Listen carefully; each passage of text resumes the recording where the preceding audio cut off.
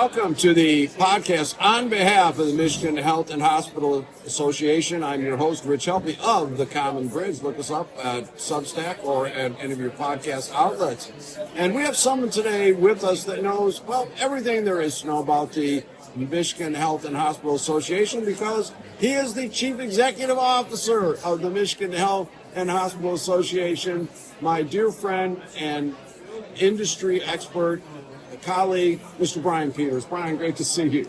Rich, it's always a pleasure to see you. You've been an amazing leader and partner with the MHA for so many years, and it's great to be together here on the island. It sure is. Been a long association, and the island's always a special place.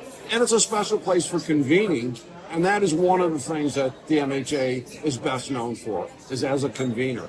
Well, that's right. In fact, it's a role that we cherish. We have the opportunity to bring together such amazing leaders from throughout the entire state, small and rural, large, urban, all the systems and hospitals that can compete in the marketplace on a day-to-day basis. But when they convene around the MHA table, we're convening for all the right things, trying to pull in the same direction, certainly on public policy issues, but also shared learning and how we can improve on behalf of our patients and communities. And so that role, that convener role, is just incredibly important, and we cherish it. That's got to be more difficult today with the consolidation, the systems kind of encroaching on each other's territory, and maybe natural competitive instincts. And how are you doing as far as extracting that common element, that the thing that they all can chase together? Well, it's a great question. And from an association perspective, the word I use often is relevance. In other words, when I started at the MHA 36 years ago, if you can believe that, we had over 200 hospitals in the state. Virtually all of them were truly independent. And to your point, Rich, there's been so much integration and consolidation. We have so many large systems in the state now. And the question becomes, can we continue to provide services to them and provide value that establishes our relevance?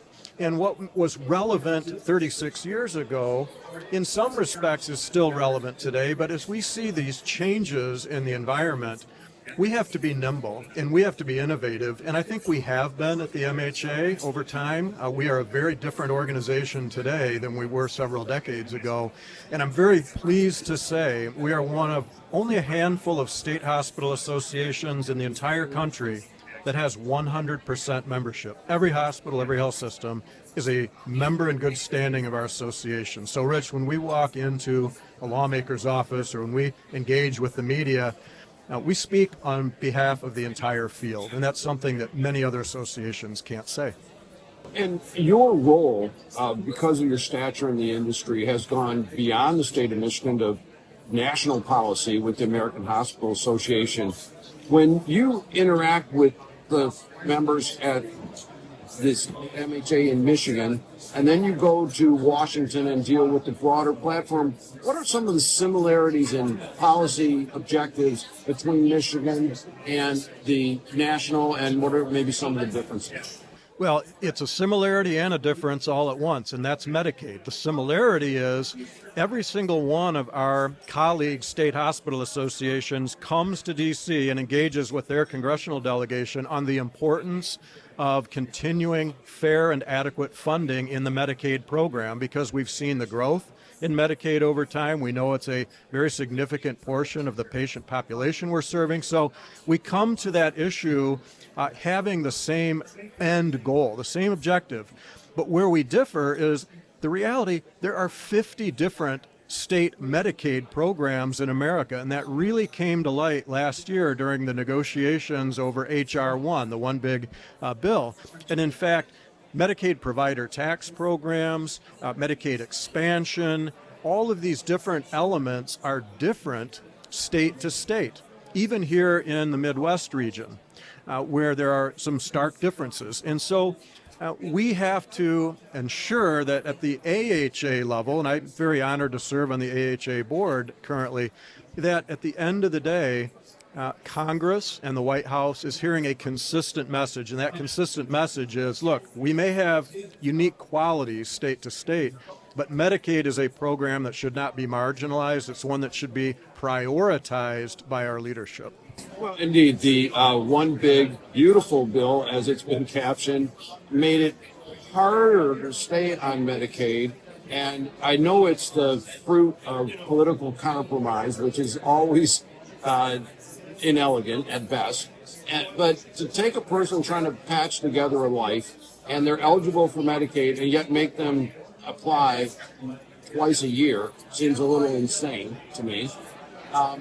And I know that you'll have admission in your member hospital, somebody that's Medicaid eligible, but the registration was too much, so they don't. So that's another burden on your members. That's exactly our fear, Rich. And, you know, as I've often said, we need to follow the lead of Amazon, for example, where the platform is so user-friendly. It's incredibly easy to purchase an item and have that process transpire in a very efficient, effective way. That's what we need in terms of Medicaid eligibility verification, because you're exactly right. We're concerned there are so many people here in Michigan that will qualify for that engagement or work requirement, but they won't be able to navigate that step, that key step, and the technology will fail them. That's our concern. So we're working with our partners and the state, and hopefully making sure that that doesn't happen in Michigan. But we're not unique. That's a challenge that all of our colleagues around the country are dealing with as well. Indeed. And, you know, Brian, the employer-sponsored health care has been around for decades. And, you know, pivotal law passed in the 1940s, making the provision of those by an employer, a health plan, provision of a health plan by an employer, not subject to reporting on the W-2. Are we nearing the end of the era of the employer-sponsored health care? Well, it's a fair question to ask. Right now, affordability is the key conversation that we're having in Michigan and, frankly, across the country. It's a topic at the American Hospital Association board table as well, and rightly so. I mean, healthcare costs have exploded since the COVID pandemic. There's no question about it. There's a lot of finger pointing going on these days. Some are pointing at hospitals as the root cause. We can point at pharmaceutical manufacturers, and everyone in the supply chain, insurance companies. The fact of the matter is, we're not going to get out of this challenge by pointing fingers. We didn't get into this conundrum that we're in with high healthcare costs in a silo, and we're not going to get out of it by working in a silo. And so we've really been calling on all the parties to come together, that convener role that you mentioned earlier, Rich, and really talk about what can be changed about our financing and delivery system. And frankly, I'm a believer in technology. I think that technology and artificial intelligence, as concerning as that may be for some, is going to have some incredible positive implications for the delivery of healthcare in this country. Indeed, and sort of yoking of health insurance to employment in an age when we don't even know what the enterprises are going to look like, where people are going to be more portable about where they work, seems to be something that is in its last legs, but yet people are going to fight to keep that if that's their business. And at the same time, the Medicaid expansion, Medicaid availability does provide a great safety net and a little bit of financing toward the providers, although many providers are delivering services at a cost greater than what they get reimbursed by Medicaid. You know, this question about the lifespan of employer-sponsored health coverage, which I think is just a fascinating and pertinent question, because employers are really fed up with the high cost of healthcare and what that means for their bottom line. And we get it, whether that's a small business or a large corporation. The reality is we have an aging population that is demanding more health care. It's demanding more complex and costly health care. We have to understand those are the basic demographics that we're dealing with in this country. So we can have the conversation about how we change the financing model and the delivery model, but that's the core reality that we're dealing with in the United States. Now, having said that, I really believe that politics is the art of the possible.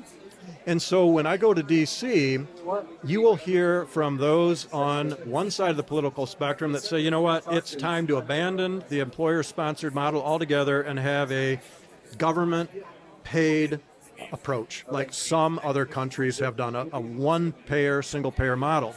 And then at the other end of the political spectrum, there are those who say, you know, we should eliminate Medicare and Medicaid altogether, get the government out of the financing of health care, and have a free market approach. Now, I say politics is the art of the possible because the answer is somewhere in between. I don't think in this country we'll either go to either one of those extremes, and quite frankly, I think it's not a productive use of time to talk about those two extremes because they're not politically viable any time in the near future. So let's come together and let's figure out what could be viable for this country. Brian, any closing comments for your membership and the fine organization that you lead and the audience of the Common Bridge? Well, we always appreciate having the opportunity to chat with you, Rich. You're the best in the business and understand the state of play in healthcare today and into the future. I would really want to lift up the fact that as you and your loved ones, your family members and friends come to Michigan hospitals to treat our caregivers with the respect they deserve, unfortunately, we are seeing a real rise in the instance of violence in the healthcare workplace. It's an important issue for a number of reasons, including the fact that we're trying our very best to recruit and retain talent at the bedside. It's a challenge. And having an unsafe or intimidating work environment caused by people that are acting in an inappropriate fashion, that doesn't help our cause. And so we really need to call on Michiganders to show some grace, show some respect. These people in our hospitals come to work every single day trying to do right by you and your family members, your loved ones. We're trying to provide the best quality care. Please don't take out whatever frustrations you may have on these incredible people. I think that's a great message, care for the caregivers. We're talking with Chief Executive Officer of the Michigan Health and Hospital Association, Brian Peters, and on behalf of the association and the Common Bridge, this is your host, Rich Helppie, signing off.